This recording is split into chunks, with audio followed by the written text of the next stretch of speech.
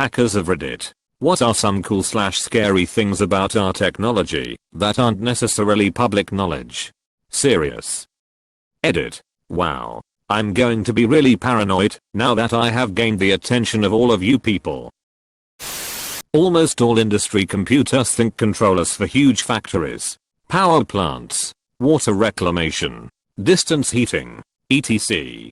have well-known default passwords or even hard-coded admin accounts. Back in the day, this was not a huge problem because you would run them on private networks with no connection to the internet.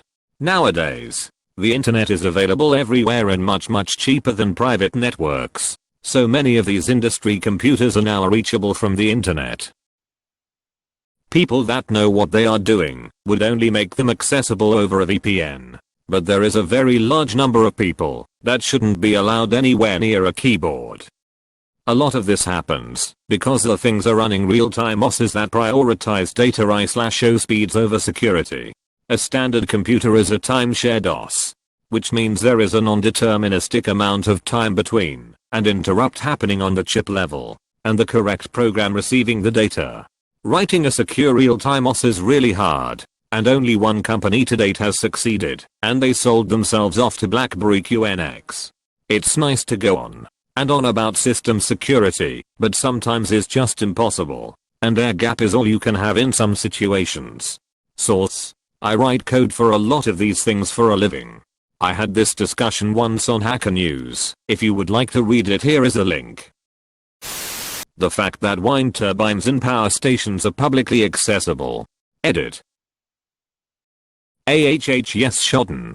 The engine most people use to blast never gonna give you up through the webcam speakers of unsuspecting office workers. You can have the strongest hit system in the world. You can spend billions on software and hardware protection. But if I can ring the new employee called Kathy and say, "Hey, Kathy, you're new here, right? Yeah, it's John from It Security. There's been a breach and I need size admin password quickly so I can patch it up." "Okay," says Kathy, under stress to fix the problem, and there I have it. I got the password. It's called social engineering, and 9 times out of 10 that's how people hack accounts. I worked at a hospital corporate office, and right after 3 weeks of training I get to go to my actual department for my first real day, confident I know all the computer systems now. Day 2. I get called to the security office because apparently someone using my login and password accessed to systems in the training center after I clocked out. So, I changed all my passwords and entered my passwords on the FPPine shared drive because that's the stupid FPPine rule, and went to work.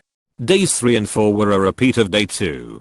Day 5 they decided to install secret cameras and caught an IT employee sneaking into the training center after accessing my new passwords on the shared drive daily, trying to figure out how to edit an account of a family member to change it to stop a lawsuit. I was chosen because I was new and the only new person with editing power over all systems. We were required to keep our passwords in an unprotected Excel document that only it and management, and of course myself, would only ever go into if necessary. After that, I kept it updated with fake passwords. We were required to keep our passwords in an unprotected Excel document. That's not even social engineering. That's just people being completely incompetent. People's incompetency is the two-way of getting into systems, by the way. Those browser warnings about untrusted SSL certificates that everyone automatically bypasses could be an indicator that you're a victim of a man-in-the-middle attack. In other words, your data is being routed through an attacker's system, possibly through an ARP or DNS spoofing attack. By bypassing the warning messages, you have possibly just agreed to trust an attacker-supplied, self-signed SSL certificate. This isn't the case 100% of the time, but definition a reason to pause and scrutinize the warning. Nearly every single Comcast router I've ever tested is vulnerable to a WPS Wi-Fi protected setup authorization bypass vulnerability. Disable WPS to protect yourself against it. Any asshole can join your WPA2 protected Wi-Fi network in 10 hours or less with zero knowledge of your passphrase. Many office buildings have secure areas that require an ID badge for ingress access. However, when exiting said secure area, a proximity sensor detects the presence of a person on the secure side and unlocks the door without requiring an ID badge.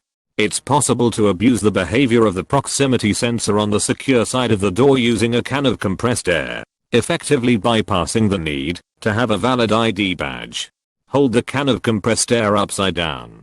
Place nozzle between door cracks. Aim toward the ceiling toward the location of the proximity sensor on opposite side of the door. Pull trigger to spray. If the proximity sensor is improperly configured, the door will open, as though a person was on the opposite side exiting the secure area. There is a story on /r/Talus from tech support about that door technique, except the pen tester pissed underneath the door with a light on the urine. This was also used on a multi-million-dollar server room, so the tester almost ruined some hardware too. That's flipping hilarious. I'm not sure my clients would appreciate me pissing on their doors as a proof of concept though, haha. Any router using web is insecure. Source: using neighbor's Wi-Fi. Edit: I used a program called AirCrackNG to do it. Tutorials are available online. It took about 8 hours. Edit 2: it took about 8 hours because I had a sucky connection to the router. There was almost no activity on it, and I tried for like 4 hours to try to make it go faster. Your mileage may vary. Edit 3: to y'all talking about legal repercussions, I did some more snooping and found an unsecured network that was not broadcasting the SSID. Using that now. Any router with WPS is insecure. Good thing that it can be disabled. Oh wait. FYI. This form of attack is less effective these days. It just tries to brute force the 8-digit WPS code. This isn't that difficult if you had an unlimited amount of attempts. The problem is that most modern last 2 years routers will let you have 10 or so attempts then block any WPS access for an hour. People continue to use outdated routers. It's very simple. Check your router model and see if people have accessed it via Ava or other software. Buy a new one if they have. A firmware update may only be needed, however. Every single network maintains something called an ARP table. ARP stands for Address Resolution Protocol. It's basically a table that matches an internal IP address assigned by your router to each local machine to a MAC address, a hardwired ID for every network card on a device. So it knows what machine gets what data. The super scary thing about this is, it is 100% entirely unsecured on nearly every local network. Anyone can write ARP data, even the data for other machines. Which means I can tell every single device on the network that my MAC address, and therefore my machine, is the router. Which means all data on the network will come to my laptop before my laptop sends it to the router. I see literally every piece of data sent or received by every computer in the network. Not only do I see the data, but I can edit it on the fly. I can enact a DNS spoof, assign myself as the DNS server for the network, and decide which domain names go to which IP. You search, and maybe I send the data to, or maybe even worse, I set up my laptop as a web server with a fake Facebook page and redirect all domain names to my IP. Instead of logging into Facebook, you just willingly give me your account credentials. Not only is all of this possible, it's really easy.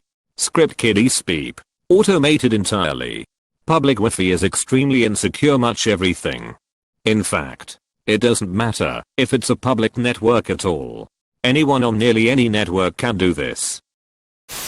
Professional hacker penetration tester here. I would say the scariest thing I run into on a daily basis is how shoddy in the security sense most of the code out there is. I deal mainly with web applications, and it's amazing some of the things the developers come up with. It might be super fast and functional, but horrible security wise. The number of big development firms that have no security cycle or CAC cooked into their dev cycle is astonishing. The second is just how little understanding in the general public there is about how tech actually works, what it's doing. Everyone uses it for everything.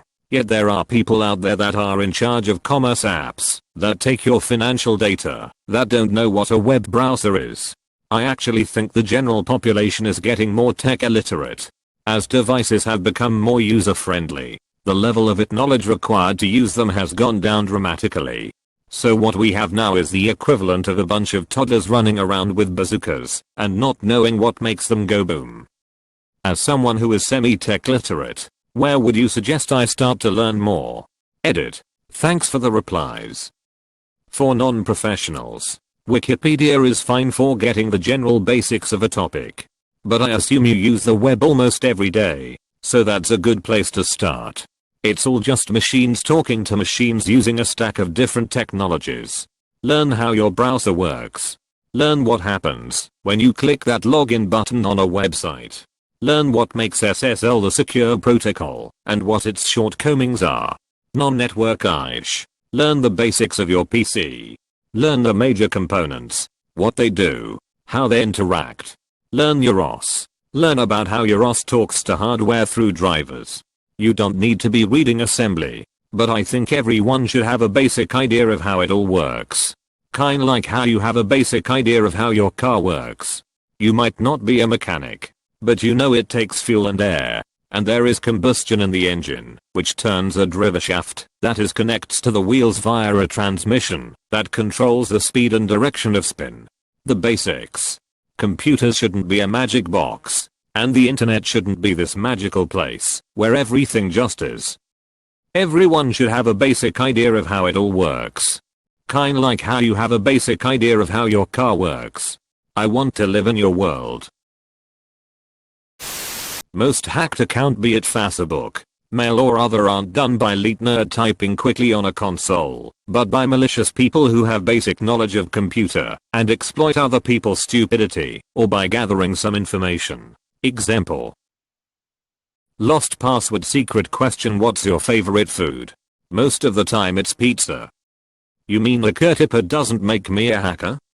It totally does. Now go scare some old people.